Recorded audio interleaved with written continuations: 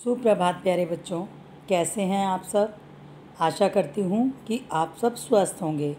बच्चों, पिछली कक्षा में हमने अपना पाठ पढ़ा था लिंग, और आज की कक्षा में हम अपना पाठ पढ़ेंगे वचन। शुरू करते हैं बच्चों हम अपना पाठ वचन। बच्चों, सबसे पहले हम समझते हैं वचन किसे कहते हैं। ठीक है, शब्द के जिस रूप से उसके एक या एक से अधिक होने का पता चलता है उसे हम वचन कहते हैं। जैसे अब देखिए, हम इस चित्र के माध्यम से समझने की कोशिश करते हैं। यहाँ पर ही देखिए, इस चित्र में पतंग, फव्वारा, बंदर, ये देखिए जिनकी संख्या एक है, तो वो क्या है, वो संख्या में एक हैं। और जो चीज़ें एक से अधिक हैं वे संख्या में एक से अधिक होने के कारण अनेक यानी कि बहुवचन हुई। देखिए बच्चों, हम देखते हैं यहाँ पर लड़की, कितनी लड़की हैं यहाँ पर, एक, दो, तो ये क्या हुई, बहुवचन। अब ये देखिए लड़के कितने हैं यहाँ पर, लड़के भी दो हैं, तो ये बहुवचन है बच्चों। जो चीज़ आपको एक दिखाई दे रही है वो क्या है, एक वचन। अब ये मंकी क्या है, मंकी एक वचन है।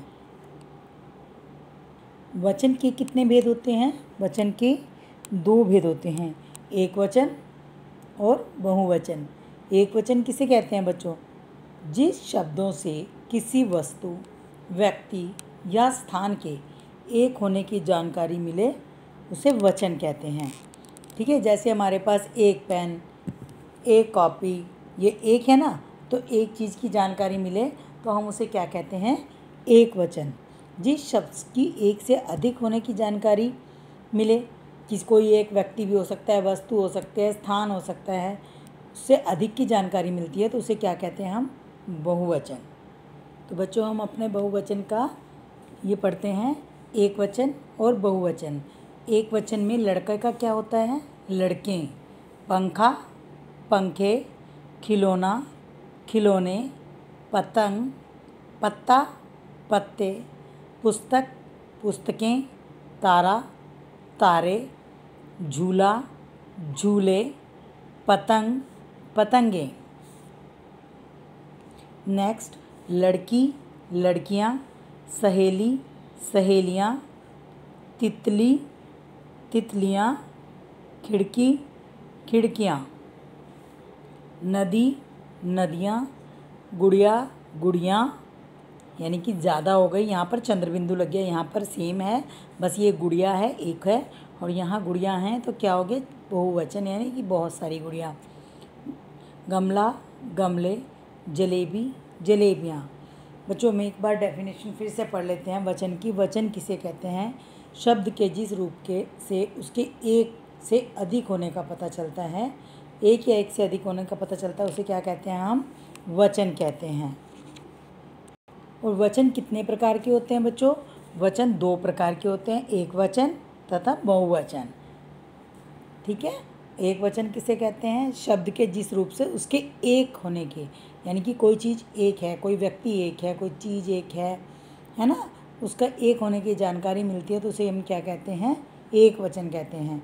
और शब्द के जिस शब्द से उसके एक या एक से अधिक, यानी कि दो, तीन, चार को गिनती में संख्या में जो ज़्यादा होने का पता चलता है उसे हम क्या कहते हैं, बहुवचन कहते हैं। देखो बच्चों, मैं आपको थोड़े से नीचे है ना चित्र बने हुए, उन चित्र के माध्यम से समझाने का प्रयास करूँगी, आप उन्हें समझें।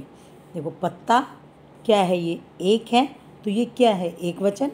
और ये पत्ते यानी कि दो हैं संख्या में, तीन भी हो सकते हैं, चार भी हो सकते हैं और पाँच भी हो सकते हैं, तो वो किस में काउंट होंगे, बहुवचन में।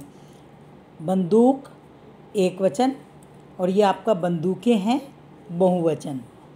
माला एक वचन और मालाएं बहुवचन। समझ में आया आपको।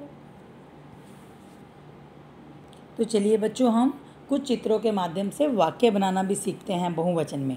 जैसे एक वचन में क्या है, ये बकरी, आपके सामने देखो एक बकरी है, बकरी घास खा रही है। और यहाँ ये चित्र में देखिए, एक, दो, तीन, चार बकरियाँ हैं, तो इसमें हम क्या लिखेंगे, बकरियाँ घास खा रही हैं।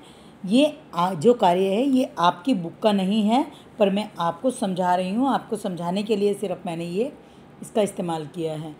मुर्गा दाना खा रहा है। अब यहाँ पर मुर्गा एक है तो यहाँ हम क्या लिखेंगे, मुर्गा दाना खा रहे हैं। और इस पिक्चर में देखिए बच्चों क्या है, मुर्गे 3 हैं तो हम क्या लिखेंगे, बहुवचन में मुर्गे दाना खा रहे हैं। लास्ट पिक्चर, मयंक के पास एक गुब्बारा है। आप सभी को पता है कि इस बच्चे के हाथ में एक बैलून है, यानी कि एक गुब्बारा है। और यहाँ देखिए पुलकित के पास 3 गुब्बारे हैं, 1 2 3। तो यानी क्या हुआ, संख्या में क्या ज़्यादा होने के कारण इसको क्या कहेंगे हम, बहुवचन। तो बच्चों आपको वचन वाला पाठ समझ में आ गया कि शब्द के जिस रूप से उसके एक या एक से अधिक होने का पता चलता है उसे वचन कहते हैं। वचन 2 प्रकार के होते हैं, एक वचन, बहुवचन। ठीक है, जिसमें संख्या के एक होने का पता चलता है उसे एक वचन कहते हैं, और जिसमें एक से अधिक होने की जानकारी मिलती है उसे बहुवचन कहते हैं। मिलते हैं हम अपनी अगली कक्षा में पाठ 7 के अभ्यास कार्य के साथ। धन्यवाद बच्चों, आपका दिन शुभ रहे, आप स्वस्थ रहें।